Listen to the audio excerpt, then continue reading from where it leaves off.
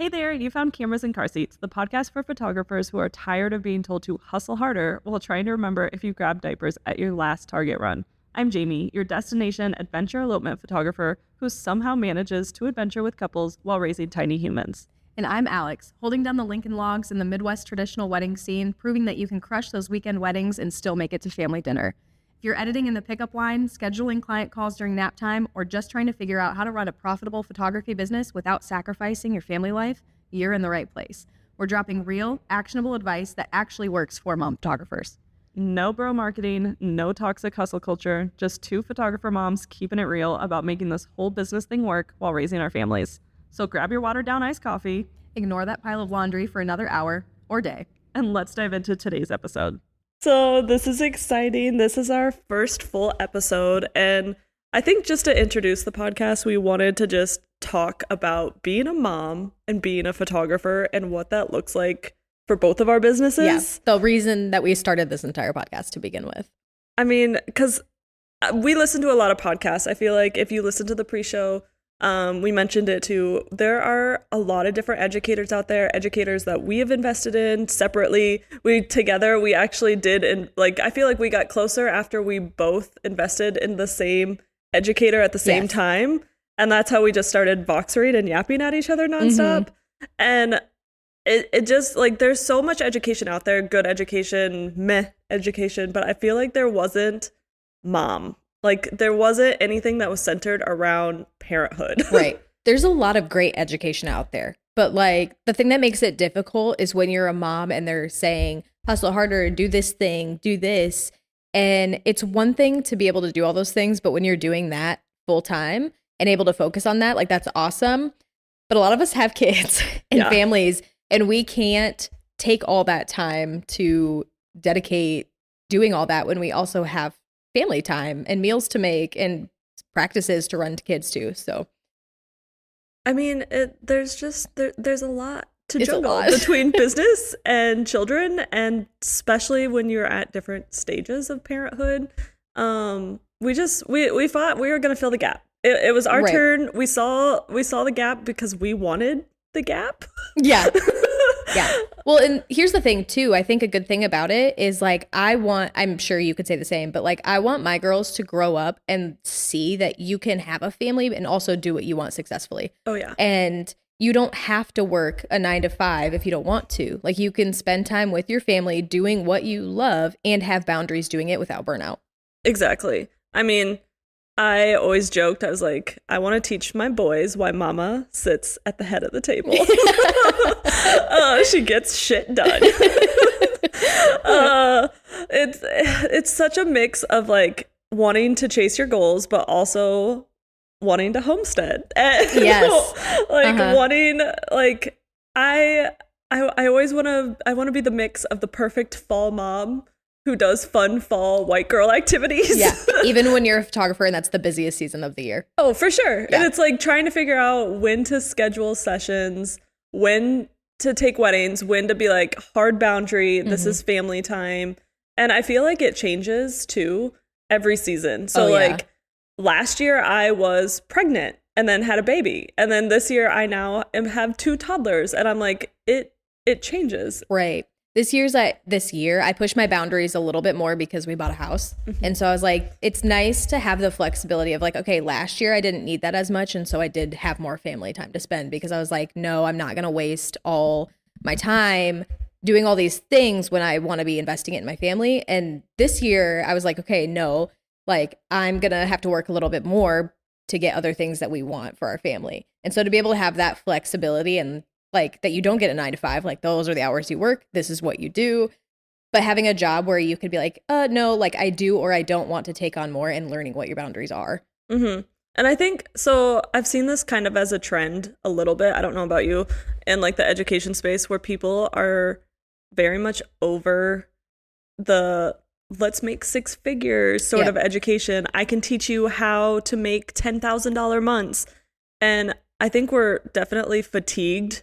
And so many people are just like, I want to learn how I can get pregnant, have a baby, still have my business and do all of these things and pay the bills. and pay the bills. I just It's want like my bills paid. I feel like people want to know more of the meat than the packaging, if that makes sense. Yeah. Well, and I think there's so much more to it. Like, I know we've had a lot of conversations about what it looks like to be successful or what that means. Like you were saying, when you have a coach that's like, okay, 6 figures, or multiple 6 figures, but in reality, it's like, okay, yeah, who doesn't want to make more money? Who doesn't want that? But I honestly am like here for realistic. Like, I just want my bills paid and to live comfortably and to have family time, and I'm good. Mm-hmm. Maybe a little extra to like take my family on vacation and do some fun stuff, but otherwise, like, I don't. It's not a like marker in a successful business to hit some certain like number. Yeah. Like, I mean, technically, yes, of course it is. Of course we want financial success. Right. But at the same time, I feel like for us, and I feel like a lot of parents out there, it's not the end game. Yeah. It's more of like, I want to go to a soccer game and not feel like I have clients asking me for a gallery, or like, granted, I'm not in the soccer days. You are. I'm in the, okay, it's nap time. Let's go to free activities at the library stage. Yeah. But like, it's still kind of a mix between, of course I want 6 figures because that's how I pay my mortgage and pay my bills and go to the grocery store and just go to my favorite small businesses and support their business because it's fun for me. And to be able to do that just comfortably without having to think twice about it. Where it's just like, okay, this is our budget and this is what we want to do. And then I also want to take the boys to Wisconsin Dells. Right? I've actually never been there. But I actually don't. I've never been to Wisconsin Dells either. But Mercer keeps asking to go to a water park. And I'm like, honey, it's snowing. For anyone that's Iowa. tuning in, we live in Iowa, and it actually did just snow last week, and it's supposed to be like 29 degrees. So we are getting into the thick of our 6 months of winter. Yeah. Gwen just asked the other day, she goes, okay, so at our new house, we have the pool that we can fill up that we brought from our old one. I have an idea, like just put hot water in it. Oh, you want a hot tub, baby? It's like, yeah, it's going to be winter though. Like, it's going to freeze. But she's like, but if it's hot. So I feel like we have to introduce our families to everyone. So Alex has a husband and 3 girls. Yes. I have a husband and 2 boys. Our husbands are our biggest supporters / haters. No, because they're just like, okay, honey, have fun, bye. At this rate, they just don't question it anymore. They really don't question it anymore. They're just like, we trust you. Can you bring home dinner?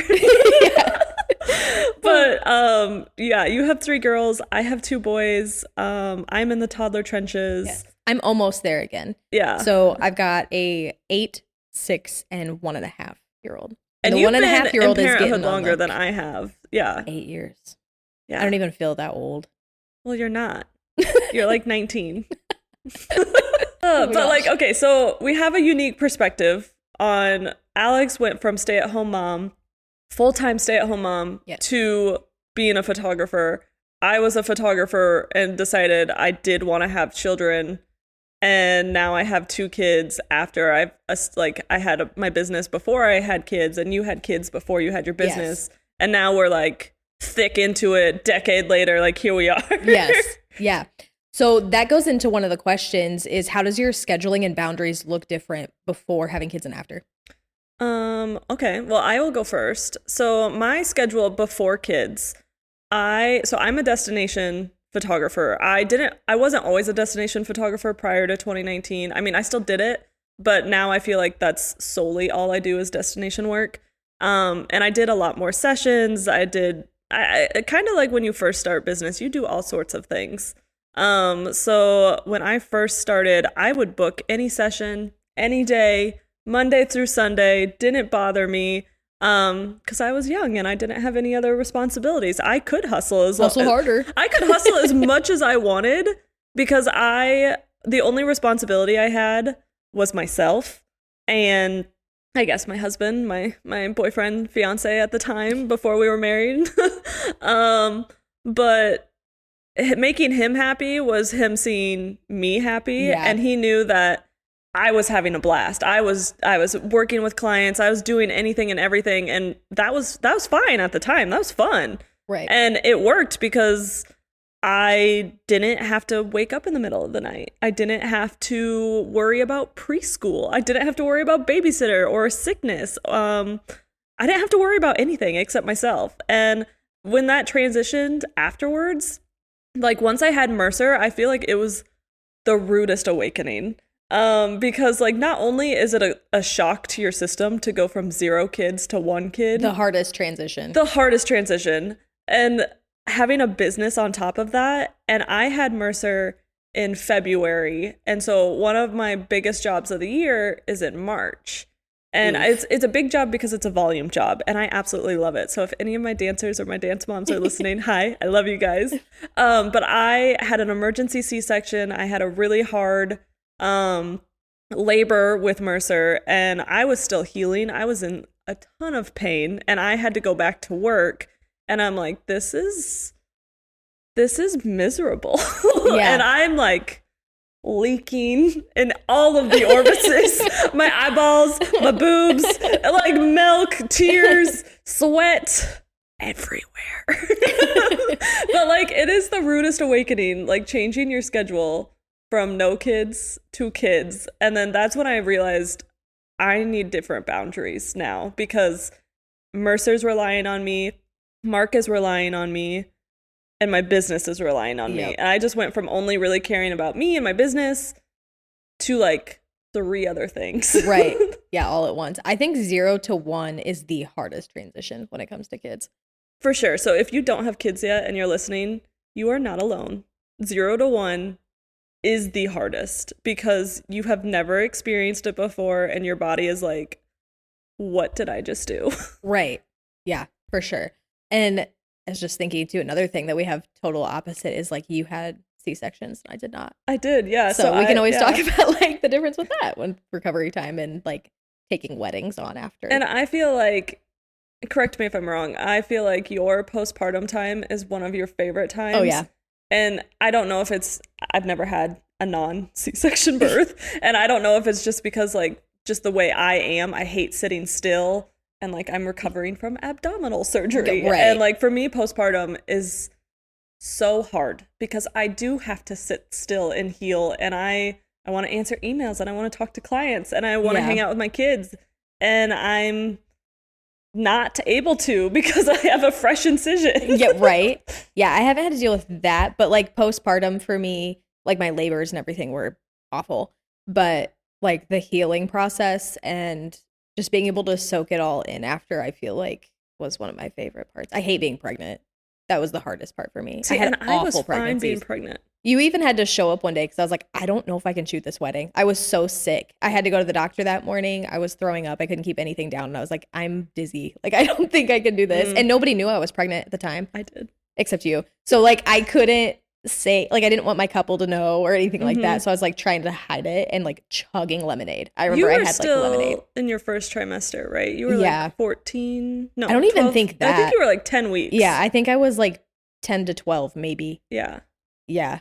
I get so sick. It's the worst. Which also I feel like hints on the importance of at least finding a couple friends in the industry. It is worth it. Yeah.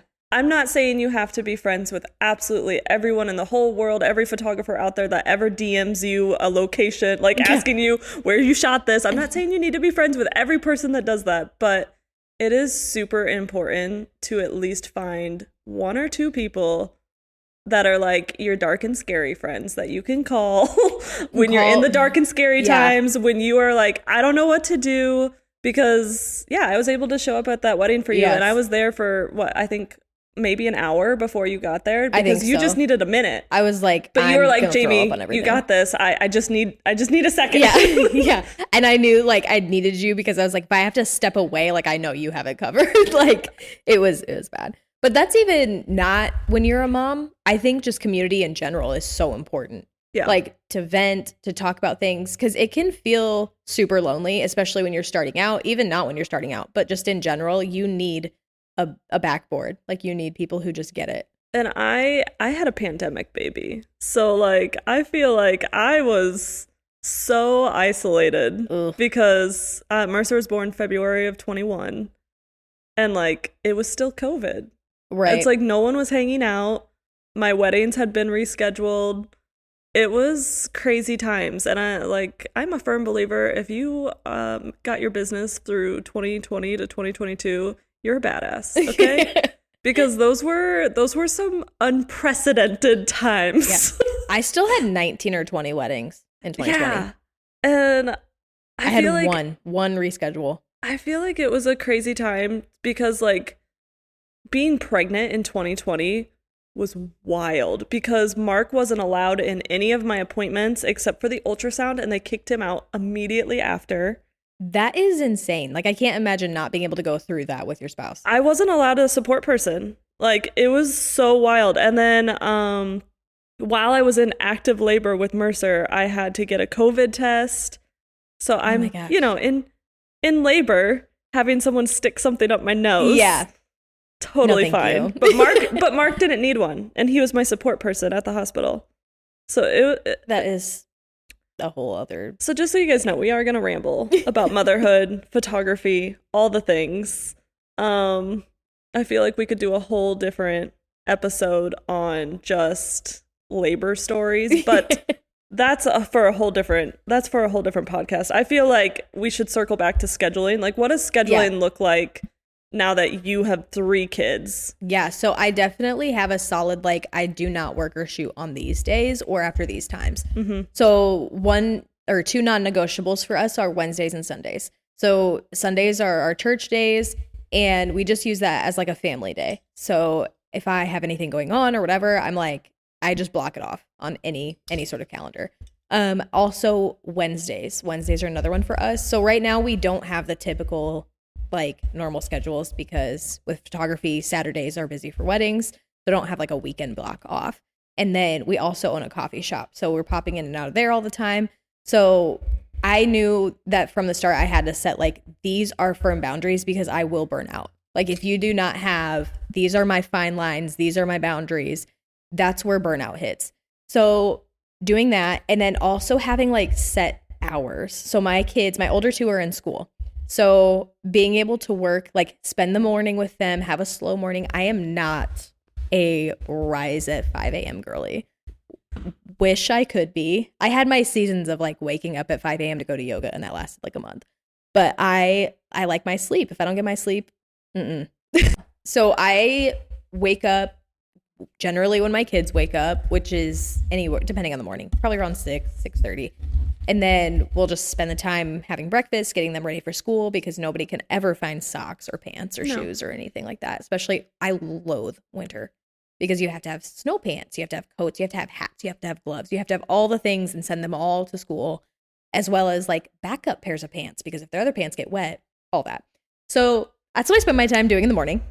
And then after they are sent off in the morning, that's when I can start working. So my work day is generally from like 8 to whenever they get out, depending on the day, like 2 or 3.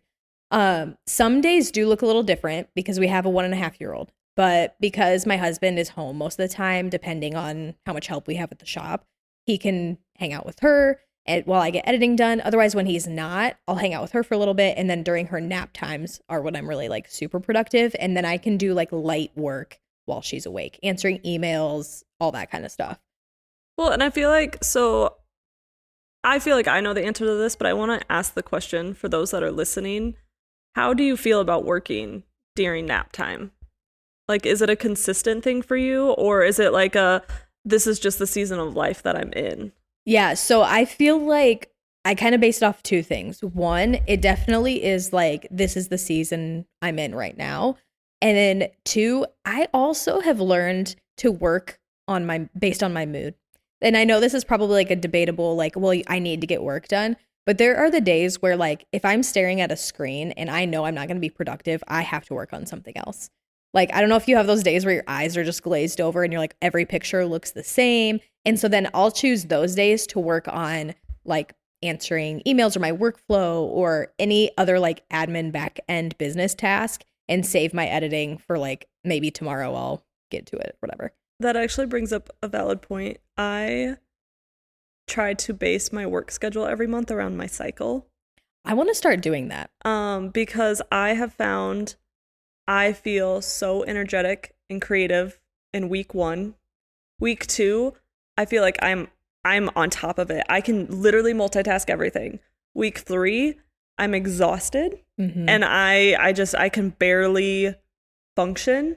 Week 3, and then week 4, I'm like, okay, we can do admin tasks. Yeah. So like I have started to notice those patterns, and I like for next year I have legit thought about making all of my session days in like weeks 1 and 2 of my cycle. Granted, I know that like cycle changes every month. But like if I can for sure plan out where there's a certain time of the month where I don't feel like I am obligated to talk to people, or like I can just be behind my screen. Yeah. I feel like it'll work out easier because for me, I have both boys at home. So for me, I can't necessarily work during nap time. So that's why I wanted to ask, like, how do you get your stuff done during nap time? Yeah, and there is that difference too, where like if Daniel's home for a day, he'll take Ev and just go do errands and stuff. So I'll be at home alone, and I'm like, okay, that's the time that I can like deep dive into all my work. So it does make a difference on our end, whereas Mark works full time. So for you to have the help, I know you have a babysitter though that comes in every now and then. I'm about to lose my childcare from January to May. R.I.P. We love our babysitter though. Ashley is the best. One of my biggest pieces of advice to photographers that want to enter parenthood, you're going to fight it. You are going to fight childcare no matter what. You are going to. You are going to. Yep. Listen to me. Don't. Do not fight childcare. For the whole first year of Mercer's life, I was like, I can do it all. I can be a boss ass bitch. Yeah. And I can be a stay-at-home mom. I can get everything done. I burned out so fast. So fast. And I was crying. I couldn't figure out why I literally postpartum anxiety, postpartum depression, intrusive thoughts. I was trying to do too much. Right. And I had that. So when I first started my photography business, Daniel worked full time. So for the time that I stayed at home when Nora was born, I really started my business after Gwen was born. So when I first started it, I had like a 6-month-old and a like 1.5-year-old. And he worked full time. And so that was my season of like figuring stuff out. And I would edit during nap time. I would stay up until 2 a.m. I was doing all the things. And so it is a struggle trying to figure out how to do that and balance life in general. And I also feel like I want to ask, like, how did you come to that point where you're like, I can't do this anymore? Yeah. So actually bringing up COVID again, Daniel's job before, he was a loss prevention supervisor. And so he had to interact with a lot of people, and COVID really changed that. And it changed his whole job in general. And then he had a few months off. And when we were reevaluating over those few months that he had off, we were like, okay, he really learned to not like his job anymore. And so we just kind of sat down over that time and we're like, do you have to be there? Like, do we need this? And I had booked enough at that point where he didn't go back after COVID. Like he had that time off, and then he was like, I'm done. Like I don't have to go back. And so that was kind of a nice transition because we were able to take that time to reevaluate. And had he not had that time off, I don't really know what the breaking point would have been. But yeah. I like that. Because like, I feel like my breaking point for me was realizing my postpartum depression was coming from the fact that I had barely slept in weeks. Right. Because I was trying to work. I was trying to recover from C-section. I was trying to enjoy motherhood. And like, that's when I told Mark, I was like, I need help, because Mark was still working full time. I wanted to work full time. I actually went into motherhood saying this is so funny. I never want to be a stay-at-home mom. I am now a stay-at-home mom full time to 2 boys. And I love it. I do actually love it, because like we kind of, I feel like we are also opposite. Like me and the boys typically stay up pretty late. Like I'm kind of the free fluid parent. I'm like, I'd rather let them stay up till 9:30 than try to fight them for an hour and a half where everybody's screaming. Yeah. So I'm just like, okay, we'll stay up late. But then like we start our mornings kind of slow. So like you're usually texting me at like 6:00 in the morning, and I don't even respond to you until I think it was 8:30. It was even this morning to like get ready to record, and I was like, "What kind of coffee flavor do you want? What's this?" 45 minutes later. Like 45 minutes later, and you're like, "Oh, sorry, I'm up." But like it's kind of fun because like I'm at the stage now where Mercer's pretty independent. He is the funniest little toddler. I love that kid.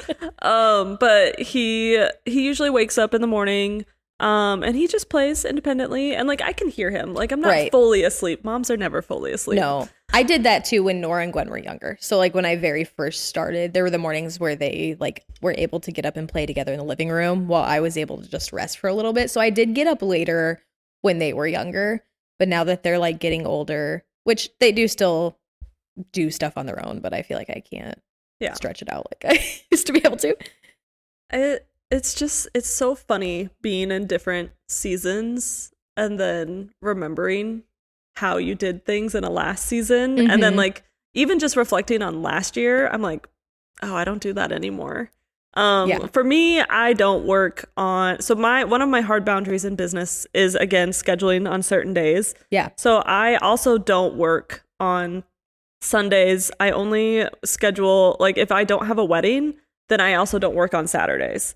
But I purposely did that just because I needed time to reset, reevaluate. I also don't book around certain holidays anymore because I want to be with my kids. I want to hang out with them.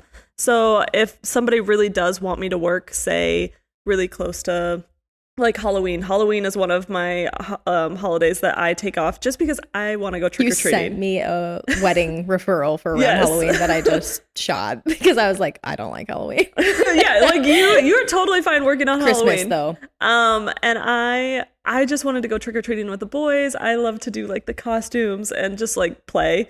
And so like that's like a hard stop for me. I'm like I'm not going to miss these moments because they are only this age for this long. And that's from the get-go. Hard stop. Yeah. For me, I remember when I was first starting and everybody's family comes back for the holidays. And so I'd get messages like, hey, can you shoot an extended family session on Christmas Eve or the day after Christmas? And when I was first starting my business, I was like, oh, shoot, like I got to do that. I have to take everything that I can so then I can like put it out there. Yeah, that's a no from me, dog. Can I ask you a question that other people might be asking? If someone were to ask you over Thanksgiving, because this has happened to me before, would you charge a holiday fee? Oh. To do a certain job around a holiday, to leave your family to go work for someone else's family? Yeah, I guess for me, like I would just be like, no. Like I refer that stuff out now.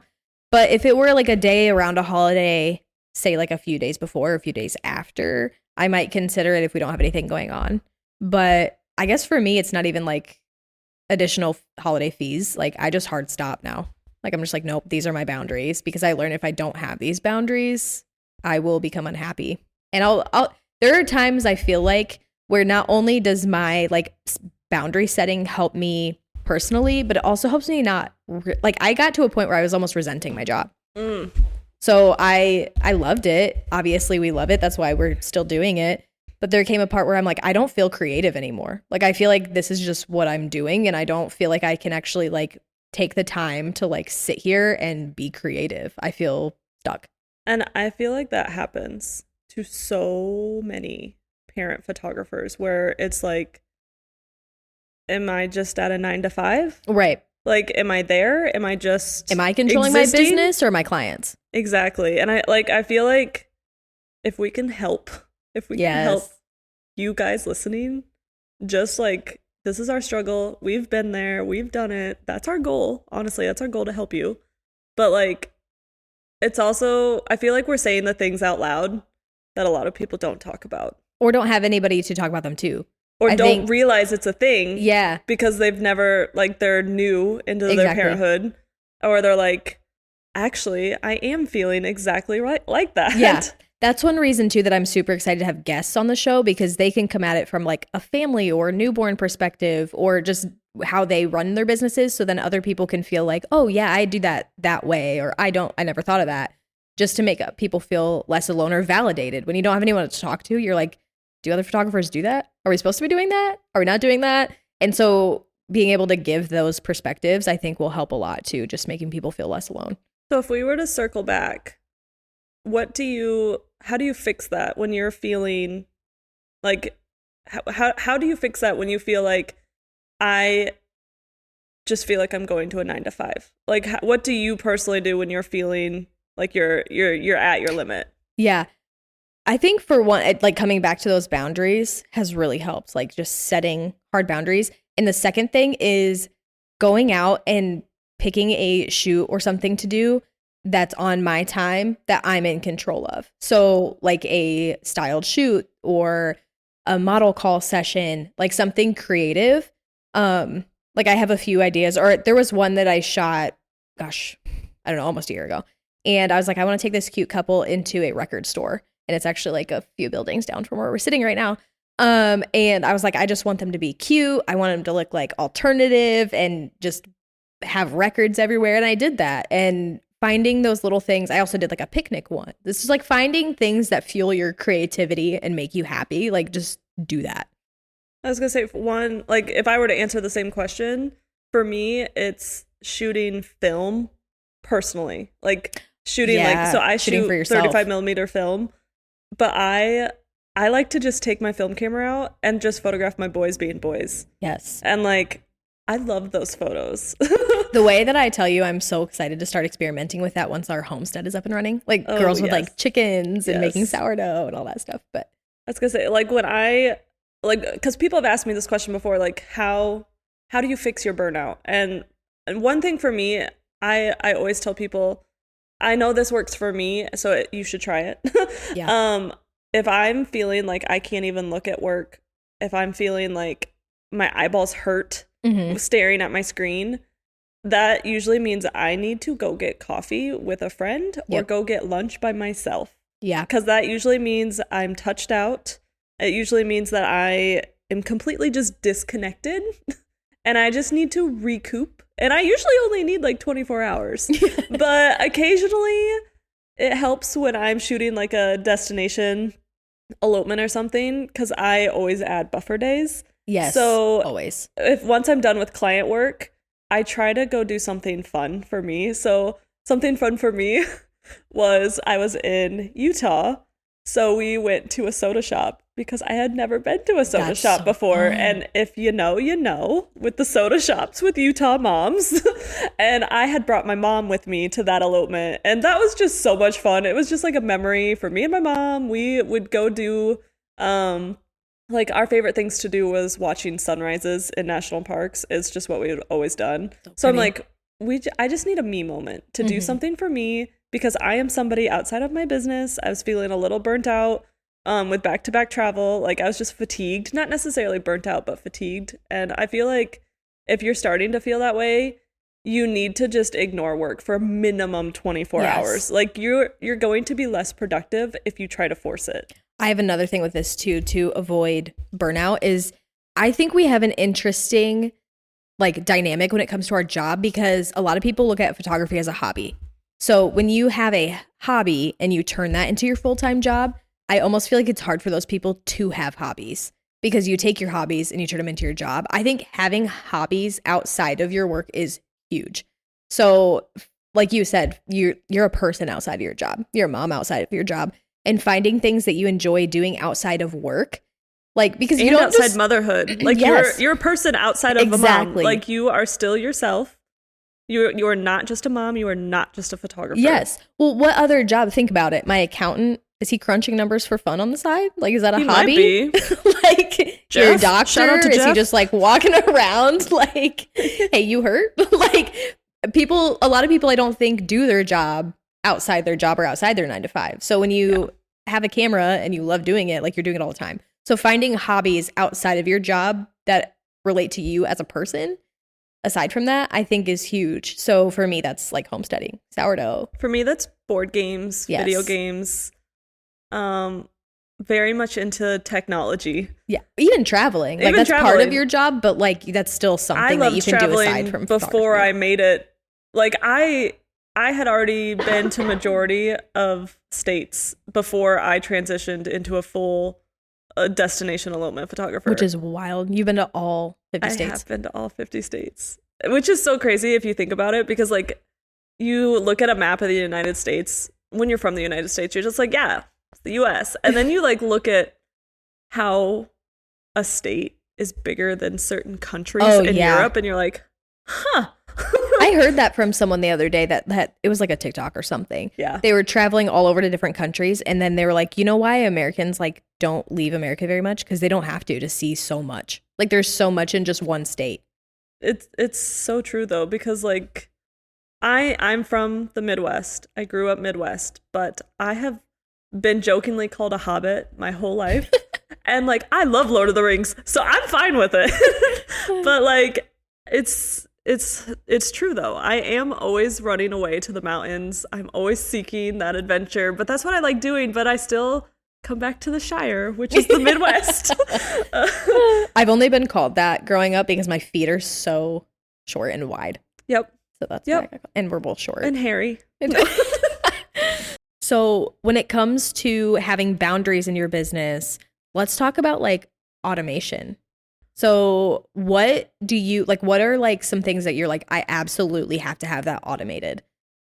So it's so funny to me because I introduced automation in 2020 because I had a lot of time on my hands. That's when I found Dubsado. No offense, Honeybook.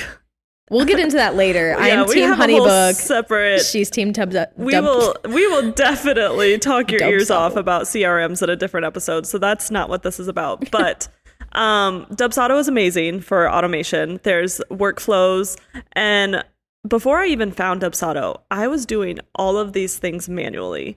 And when you are a parent, no offense, full stop, actually full offense, you need automation.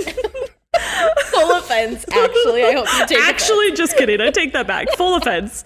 You need automation. And I think there is a stigma that automating things makes you less personal. Oh, yeah. But I'm still customizing and personalizing every email I send to clients, every text message.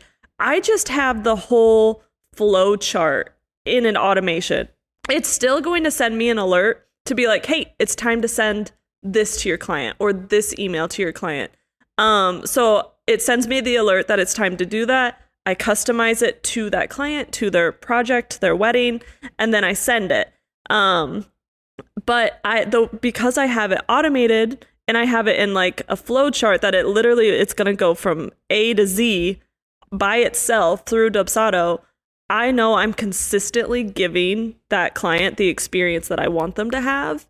And I don't have to worry, did I send this client this? Did I send that client that? Oh crap, where am I at?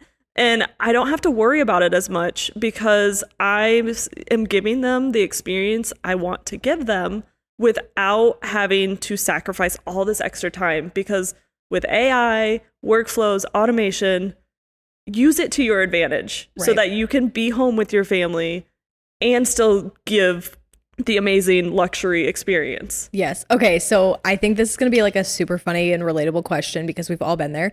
Before you did automation, what did you do? Because I definitely had emails in like Google Drive and my phone notes. Okay. So before automation, I'm an Apple junkie. I love Apple, used to work for Apple. But it doesn't mean I hate PC. We are a split household. Offense. We are a split household. My husband I think we have like 3 custom built PCs. He built me a custom server. Okay, people, we are not just Apple. We love them. But before I found automation, I had different folders of notes in my Apple Notes. And it's like emails for weddings, emails for portraits, emails like, and it was like copy and paste, manually send. And then I would put reminders in my calendar. Did you email this person? Did you send this to this person? And then I would go through my phone and be like, did I do this? And then I would, at the time I had my calendar set to like delete, it like clears your calendar after so many days. So like it doesn't just keep a backlog of things that happened a year ago. And then I was like, shit, did I ever send that? Because my calendar cleared. And then I used to do manual contracts. So I'd have to mail it to them, or we'd have to meet up in person to physically get their signatures and everything. And I'm like, this is taking up way too much time. I cannot keep doing this. Oh my gosh. Yeah, I definitely had stuff in my notes in my like Google Docs and Drive. There was a point where I was like, okay, Drive is not cutting it anymore. Like something has to change, because I was starting to juggle way too much. And I was like, the same thing. Did I lose it? Do that? Where was that? Do I have a record of that? Was that an email or in a text message? Or was it on Facebook Messenger? I don't know. Well, and there wasn't a flow. It was, don't get me wrong, I thrive in chaos, but that was just chaos for no reason. That was chaos that we could prevent. Yeah. Preventable chaos. Oh gosh. Yeah. So automations has changed the game for me. I still feel like I am able to be personal, but it keeps me on track, because I even in my workflow, I can set like a to-do. So my workflow specifically emails me like, hey, this client just booked you, sign the contract, put their welcome box together, check off when done. And then if I don't check it off, it sends me a reminder in a week, hey, did you mail this client their welcome box? So that's one thing I love about my automation, and I'm always updating it. So like my automation from 2020, when I first built it, it was very small. And now like I have multiple workflows that I have updated multiple times, because as I work with more clients, I'm realizing, oh, I wish it would have done this, or I wish I would have done that. And then I update it, and then I change it. And then when I get feedback from clients, even if they don't directly say anything, I'm taking a mental note where I'm like, oh, I could have made that better in that section. Always evolving and always changing. Like the more you get to like test stuff out and put it out there, you can always, like, that's one thing about the client experience is like you can always make it better. There's never a point. Like you can always make it better. Well, just like your kids are always evolving and growing, your business is always going to evolve and grow. And that's why like I feel like we really just wanted to hone in on, it's never going to be perfect. There's always going to be a mix of business, motherhood, and expect it to change. Yes. It's never going to stay the same. Like, we're not going to sit here and give you like some formula and say, hey, if you do X, Y, and Z, you'll be good and you're set up and you're done and you're like golden. Because not one thing works for someone the same as it does with someone else. And so your business is like your own breadcrumb situation. And I think that's one thing too, is like just cut yourself some slack. Things change, people change, systems change, and you just roll with punches. I mean, we even change year to year. Like I'm one of those people that does vision boards in between December and January, because I'm like, this is what I think I want. And then I reflect back on that at the end of the year and I'm like, I don't want that anymore. Or like I did that thing, but I actually want to do this thing instead. Right. And then like, because I changed up certain things, like certain jobs I did this year, I'm no longer doing them next year. And it's like a bittersweet thing where you're like, I have outgrown certain things, but it's exciting at the same time. So like, don't be afraid. Things come in seasons. Yeah. Don't be afraid to grow. I know it's scary when you're going from newborn to toddlerhood, but like you figure it out. Right. I fully believe in living in seasons. I don't think there's like anything wrong, especially when something is hard and you're looking at it and you're like, I don't know how I'm going to get through this. I don't know how, like kids, all this stuff. It's always a season. Like you'll figure something out for that season and then something else might be different for next season. Yeah. So I feel like this was a good intro to motherhood and business.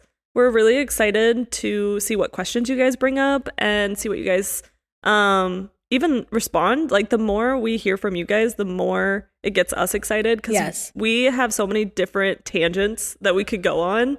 We're just, I feel like this is just scratching the surface of motherhood and business. We'll definitely be talking about like the mental game of it all, and then also like tangible like tips that you can apply to your business, is like back end and all that kind of stuff. So hey, thanks for tuning into this week's episode of Cameras and Car Seats. We're super excited you're here, and we can't wait for you to subscribe on Apple and Spotify so you don't miss an episode every Tuesday. Come find us on social media at Cameras and Car Seats on Instagram and TikTok, and send us any of your questions so we can make a show about it. See you next week.